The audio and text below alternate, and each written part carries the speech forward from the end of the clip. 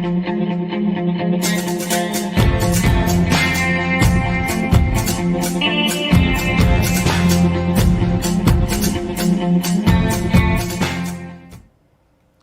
County View, live and uncut.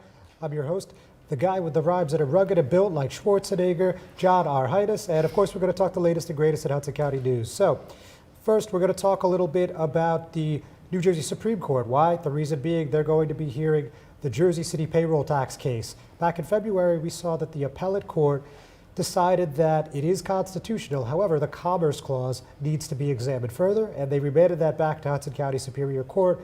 But before the county court got a chance to hear that, the Supreme Court decided to intercede. So we're going to tell you a little bit about that. Details are a bit scarce, but there's a little more to it. So we're going to discuss that.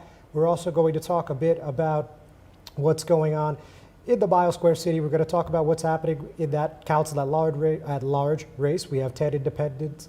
Well, excuse me, we actually have 7 independents, and we have 3 running with the mayor's ticket. So we're going to tell you about a couple developments over in the Mile Square. We're also going to talk a little bit about what's happening in Secaucus, of all places. They're actually suing the New Jersey Sports and Exposition Authority.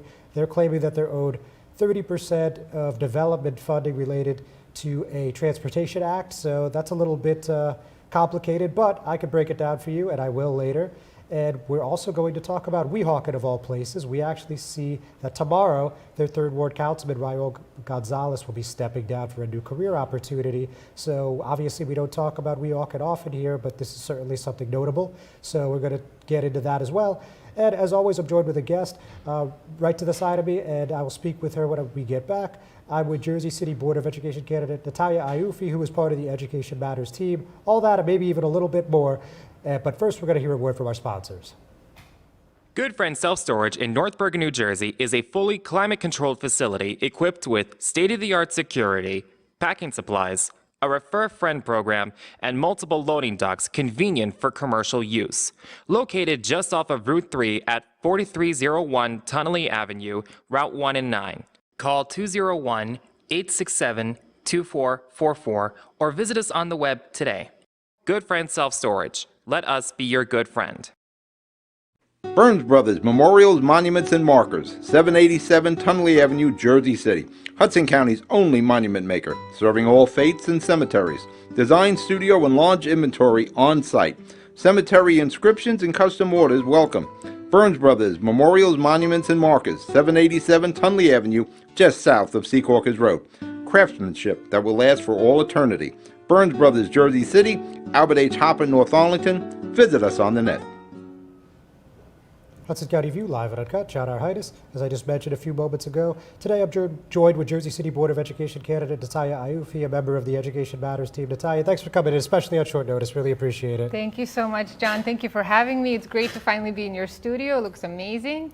Thank you. Oh, you're very welcome. Appreciate the opportunity. Oh, yes, no problem. So, listen, obviously the Board of Education, the school district here in Jersey City, something near and dear to your heart for many years. You run a couple times as an independent, didn't go the way you would have hoped. Now you're on the Education Matters ticket back by the Jersey City Education Association. So just tell us a little bit why you wanted to give it another shot.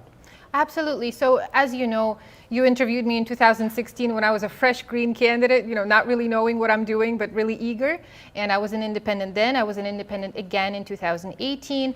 And it was a great experience each and every time. I never discourage anyone in Hudson County, especially, and a woman especially, from running an independent campaign. It's a great learning experience.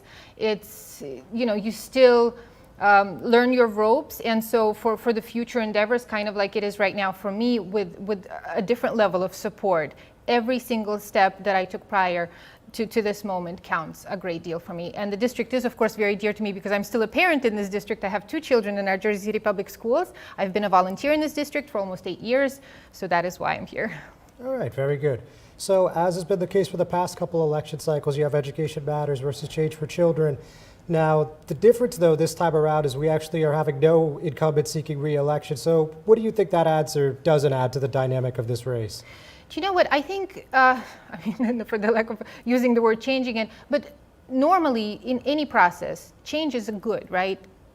Different things are good. Different incoming people are good because they bring fresh thoughts, fresh energy. And my understanding is that the incumbents are running for very respectable reasons, each of their own, one due to health, another one due to, in order to focus further on education, and those are very legitimate reasons. So it creates a natural vacancy, which is a great thing. It's an opportunity for others, as it should be in a democratic process. So if you want me to elaborate between the Jersey City Education Association versus the Change for Children, Sure. I'll be happy to do that.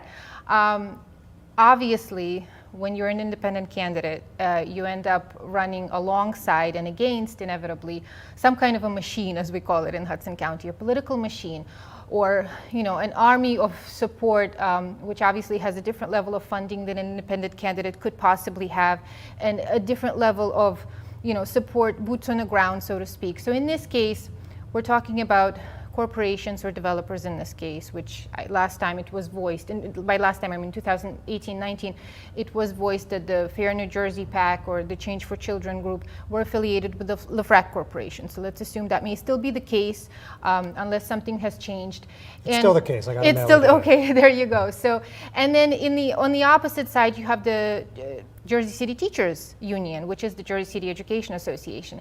And for me, obviously I'm biased because I'm with the teachers. Teachers are my natural partners because as any parent volunteer in this city, they are the extension of your work, right? If you're a parent volunteer in a school, there's nothing you can do without teachers, right? It's your teachers, students, and parents. Those are the three groups that work together. And I'm very fortunate this time around that the team for the Jersey City Education Association, the team Education Matters, is actually comprised of a parent, myself, a teacher, a retired teacher from Lincoln High School, Paula Jones-Watson, and a student, Yunus Mohammed Barkoush. He's a graduate of PS6, MS4, McNair Academic High School, and most recently Rutgers University as a pre-med. So in that sense, I find it wonderful because we literally represent every single aspect of our community of the Jersey City Public Schools. So if we're going to talk about the interests that may lie behind each of those machines in this case, I break it down to myself very simply. When you think of interest, even if we call it special interest, that the teachers, even as a group, as an entity, may have, their special interest comes down to a simple livelihood, right? It's jobs, security, benefits. It's livelihood that ultimately translates into the benefit of our children as well, because if we have good teachers who are secure in their work, that translates into the welfare of their students, obviously. And then on the other side, when you're looking at the corporate interests, that's where, at least to me, the questions arise as to what the interest, or what rather the expected return on investment may be when a corporation gets involved in a local school board race. So that's how I break it down to me. Sounds like you thought about this a little bit. So well, it's the most common sense thing that comes to mind. Got it. All right. So look, obviously we can't talk about the Jersey City School District without talking about the school funding crisis, of course. Right? Hundreds of millions have been lost over the past few years, and that's not going to get any better by the state projections, right? I think we're close to 200 million next year. So, how do we address this? What could you do as a trustee if elected? Well, what I will tell you what I have done, even as a parent volunteer, even having run unsuccessfully without necessarily being on a school board. Anyone in this district can be proactive in raising that issue, right? So even as a parent volunteer, we were able to, by we, I mean my group of parents that I was involved with, the Concerned Parents Association of PS16, and any type of fellow parent councils in this city, we've written to the Senate. We have written to Senator Sweeney of all people saying that, for example, we have, the pilot monies in Jersey City, which is the payment in lieu of taxes, which is what the abated properties pay. And we were trying to inquire how can that money be shared with the schools if they aren't really tax revenue. So things like that, because my understanding is that in the past, the county schools, for example, they've managed to sue the city to get portion of those pilot revenues towards their schools, right, in addition to the regular tax revenues. So things like that. Also to continuously advocate for Jersey City public schools and students before the Senate representatives, because I feel that there's real, I don't want to say stigma if that's the right word, but there's a prejudice, I would say, on a state level when it comes to Jersey City public schools. And I feel that when the Senate looks at us as a city, all they see is the golden waterfront, but they don't see the problems that lie further in the city, which is the schools that are over 100 years old, the students that come from every which background, both financially, culturally, and so on. And those are all the nuances that have to be considered. You can't just, kind of paint us with such a broad brush just by looking at those corporations. Understood. Natalia, thank you. Hold on. We're just going to take a quick break from our sponsors. We'll be right back. Consumer Carpets, 3408 Kennedy Boulevard in the Jersey City Heights, your one-stop store for residential and commercial floor treatments, carpeting, linoleum, tiles, laminates, hardwood floors, area rugs, remnants, all major brands, all in stock. Free estimates, same-day installation. Consumer Carpets, it's savings, selection, installation. Credit cards and debit cards accepted. Financing available. Consumer Carpets, price to fit your budget, installation to fit your schedule. On the net at consumercarpets.com. Consumer Carpets, Jersey City, 201-792-2712. Ford made their first all-electric SUV a Mustang. Rapid acceleration, reactive handling, 300-mile range. You control how it feels and how it sounds. It knows you. It dials into your preferred settings. It has an array of driver assist technology. Cameras and sensors enhance your awareness and provide you with additional control. But it's more than cutting-edge technology. It's the spirit of it.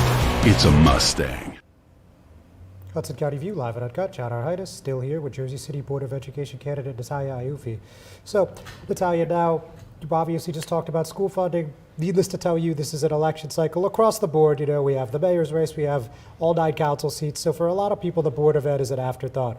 And that's, of course, towards the bottom of the ballot in comparison to those other offices I just mentioned. So for people that are hesitant or maybe just unsure about why they should vote for Board of Ed, what do you think are some important issues that you would encourage them to get involved this time around? I would want everyone to be involved in a school board race. I would really beseech every resident to pay close attention to the school board race because the quality of our schools ties directly into our quality of life as a resident, whether or not you have children, right? I've been on enough neighborhood associations and, I have a block associations. I was a part of the Greenville Neighborhood Alliance where constantly we would bring up the conversations of, there are plenty of schools in our city and usually the quality of life that we also care about, whether if we're a resident or a parent, that is all connected, right? If the school is great, then the quality of life around it will inevitably improve. And that is in the interest of any taxpayer. So even if people who, are just concerned about their taxes, for example, I would really want them to consider why they need, why we need to support our schools. Because if every single school in this city could have the level of support that it needs, if every school in this city can have an opportunity to improve to that, to the level of making a neighborhood a better place, my gosh, think of the difference. And it should really concern every single person who lives here and who votes. Okay, so springboarding on that point, if you are elected, give me a couple priorities that go beyond school funding that you'd like to, hit the ground running with. Oh, absolutely. So, and I'm saying this with hope that this could be possible as a trustee because I have seen, even our current board members and through the years struggle with obtaining the level of clarity when it comes to communication, whether of the district administration with the trustees themselves or of the district administration with the parents as a community, and even of the district administration with the teachers as a community, because especially during COVID, we've heard a lot of these kind of, struggles where people didn't know what the next step will be. I know we live in very uncertain times, and I know that every new day brings some, kind of new bombshell, if you will, whether it has to do with health or safety or politics or anything like that. But I feel that, the population of Jersey City and the population of parents in Jersey City has now changed and is now a lot more aware, and they demand a greater accountability. So my job as a trustee, I would feel, would be to bridge that communication gap to the best of my ability. I know a lot is being done already. I know that there's a parent advisory committee that's run by one of the trustees, Gina Verdabello. That's something that's been, she's filling a need of the parents to have the direct communication with the district via, in this case, the board member who's chairing this committee. So something like that is important. But I feel that there needs to be more accountability, more nuances kind of translated to the parents. I know that sometimes any management would feel like, on a need-to-know basis to preserve kind of peace, but we live in a different time. People need to know. People need to know quickly. People need to know because it's their children's, lives that are affected. And the same thing with staff. Staff needs to know, preferably, for weeks ahead what their plan is so that they can organize their lives as well. and come to work with a peace of mind so they can focus on teaching the children.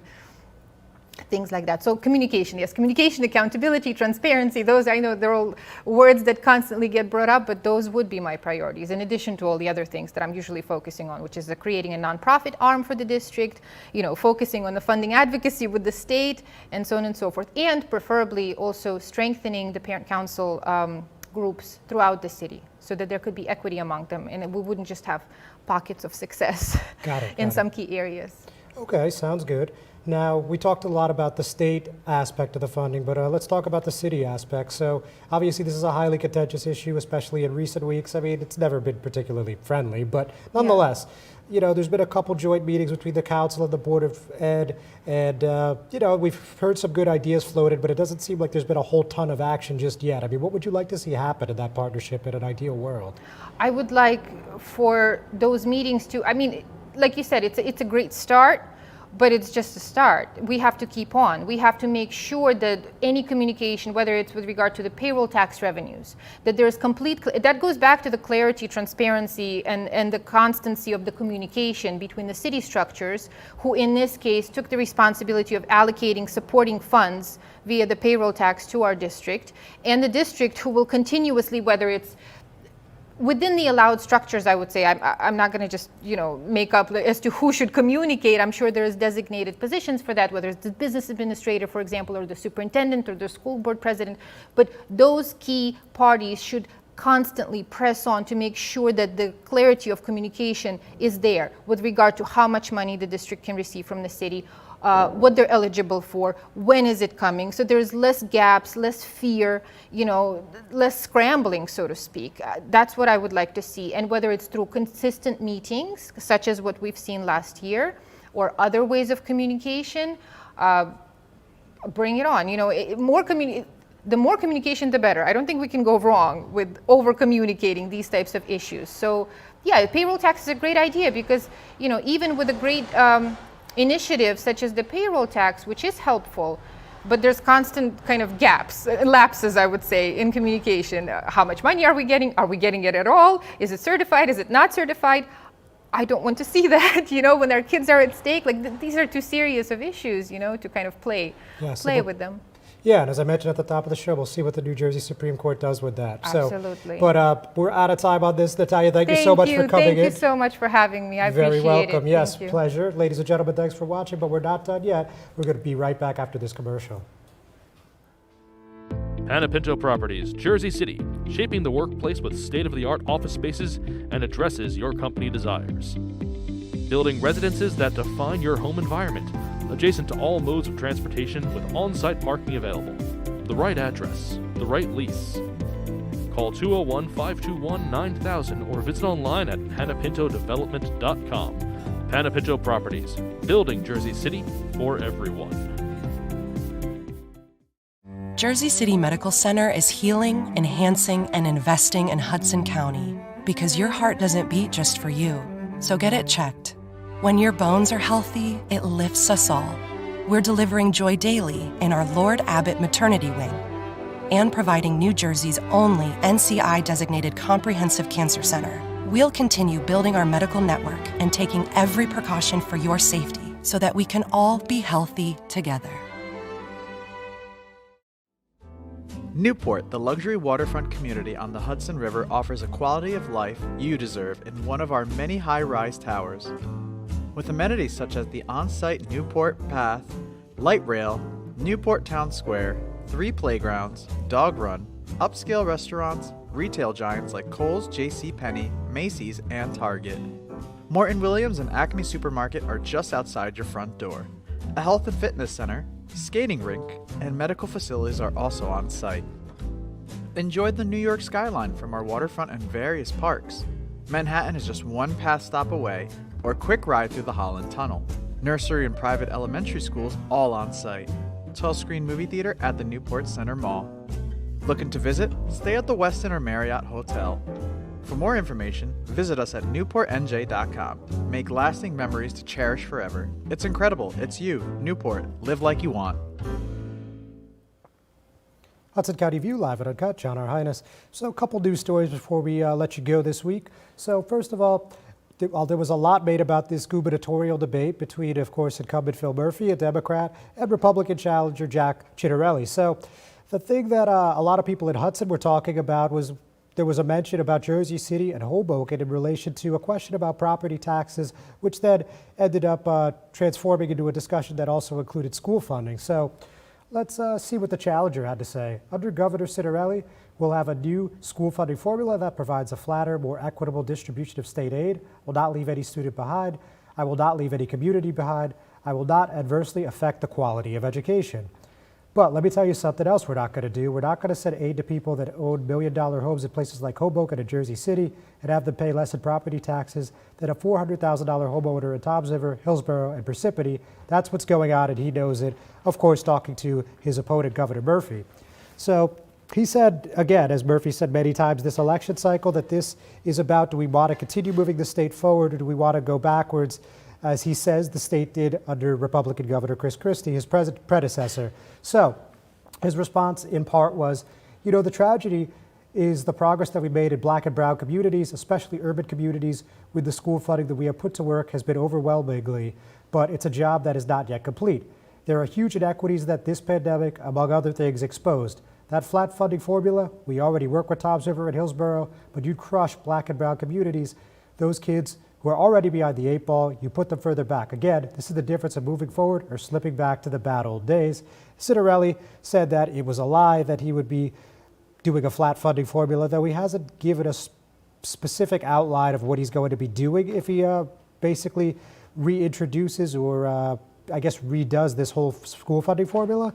But unfortunately, we didn't get to hear it at the debate because then they moved on to the next topic. But this was a good one. It was only about an hour, and a lot of people said on social media and elsewhere, this was good old-fashioned Jersey street fight. I mean, they were really going after each other. There was some pretty heavy hands being thrown. And look, if you like New Jersey politics, I think this is one putting an hour aside and watching. It was certainly very entertaining from my point of view. So with that, let's move on back to the hyper-local stuff, and actually a rare one out of Secaucus. And this is actually a bit of a microcosm of what's been going on in Secaucus between Secaucus Mayor Michael Gonzalez and former Assembly Speaker Vincent Prado, who is now the president and CEO of the New Jersey Sports and Exposition Authority. So I'll explain what I mean by that in a few moments, but the crux of the story is this. Secaucus is suing the NJSEA in an effort to force payment of fees under the Transportation Planning District Act. Now, in this lawsuit that was filed in Hudson County Superior Court on Monday, Secaucus says the Transportation Planning District Fund has been in existence since 2008, and more than $16 million has been collected by NJSEA to fund various Meadowlands projects. And in accordance with the TDP Act, at least 30% of any development fees collected in accordance with this section shall be used for transportation-related projects. So in short, Secaucus says they're owed 30% of an undisclosed number of projects that have been done under the NJSEA's watch, under their purview, I guess you could say as well, but they haven't received a penny. So we heard from Secaucus Mayor Michael Gonzalez on this, and he spoke pretty definitively, I believe. He said the act passed in 2008 and was reaffirmed in 2015 has resulted in millions of dollars of fees collected from Secaucus developers by the NJSEA, which they have unilaterally spent without any input from the town. NJSEA CEO and President Vincent Prado, with the Speaker of the Assembly and the sponsor of the legislation, he assured the municipalities in the Meadowlands District the act was designed to provide a balance by permitting the NJSEA to retain 70% of funds collected for regional priorities and earmarking 30% to be returned to the towns for transportation-related projects within the municipality. So, obviously, that's quite a bit. And interestingly, the NJSEA spokesman said they're not going to comment on pending litigation. But for those of you that aren't familiar with the bad blood between Gonzalez and Prado, this didn't happen overnight. You know, when Prado was still in office, they often clashed on local issues in Secaucus. Prado also a Secaucus native and resident. And I think I posted one recent example in this story.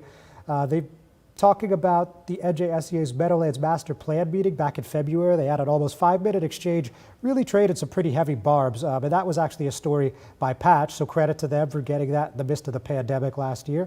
And that was a meeting held in person, which was why it was actually a pretty nice find. So that one I think is worth watching if you'd like a little deeper context on this. And just very briefly before we hit our last break, I want to talk about Weehawken, and we're going to talk about 3rd Ward Councilman Rahul Gonzalez. So Rahul is somebody that was elected with Mayor Richard Turner's Weehawken and U slate in 2018.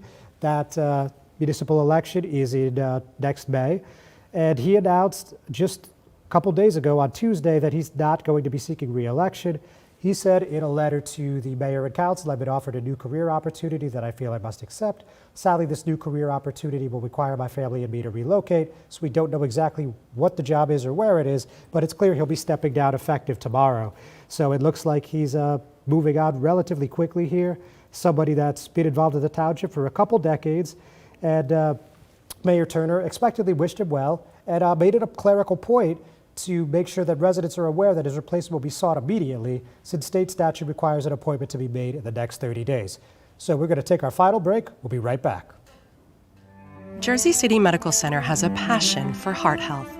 We're Hudson County's only full-service heart hospital, with innovative technologies and premier cardiovascular physicians, a partnership with Rutgers Health, the latest technology and medical advancements, and nationally renowned care for every heart in every community. Whoever your heart beats for, our hearts beat for you. Jersey City Medical Center. Introducing the all-new Ford Maverick. A truck for people who do stuff. And people who make stuff.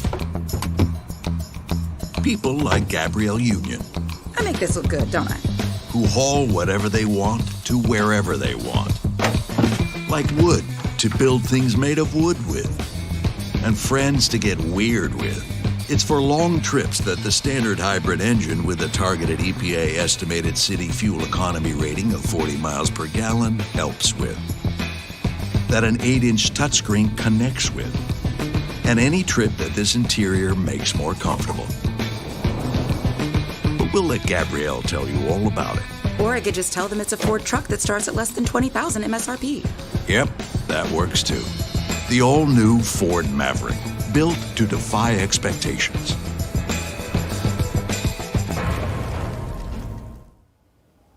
Hudson County View live at Uncut. John R. Heinis. So got time for a couple more, so we're going to go hurry up offense. We're going to talk about the New Jersey Supreme Court review of the Jersey City payroll tax. So that's going to be coming at a date to be determined. But the Supreme Court confirmed on Monday that they would be hearing this after the appellate court remanded this to Hudson County Superior Court, and no action was immediately taken. I mean, that was back in February. And so the Supreme Court said, we're going to settle this ourselves. Of course, I'm paraphrasing. So if you're not familiar with the Commerce Clause, the payroll tax applies to out-of-town employees who work in Jersey City while residents are exempt, which Matt Calley, who filed the lawsuit initially back in late 2018, argues may violate the U.S. Constitution's Commerce Clause. The court agreed to hear the residency exception aspect of the case after the Matt Calley Realty Corporation filed a petition for certification. And that's basically the long story short. I mean, there's more to the story, of course, but for time constraints, I'm going to move right on to the next thing. And we're going to talk about the Ward C Council race. You guys know that there was a very hot, I think you could call it, debate on Wednesday right here at Hudson Media Group. Pat O'Melia was moderating, but the bad blood, of course, still lingers between challenger Kevin Bigg and incumbent Rich Baggiato. Yesterday, Bigg put out a press release, and he went after Baggiato for donating $500 to a pro-Trump U.S. Senate candidate in Delaware. Baggiato, however, defended by saying he's a family member. So, quickly, we heard from Bigg, and he said, residents of Jersey City are led to believe that Councilman Baggiato's actions are motivated by sympathy towards the former president, talking about the insurrection on January 6th and talking about this donation. Councilman Baggiato said in response, that's my first cousin. He's a former Marine and a damn good person. I'd support him no matter what. That's all for now, ladies and gentlemen. Don't forget to tune into the Ward D debate this evening, and hopefully we'll see you then, and I'll see you next week.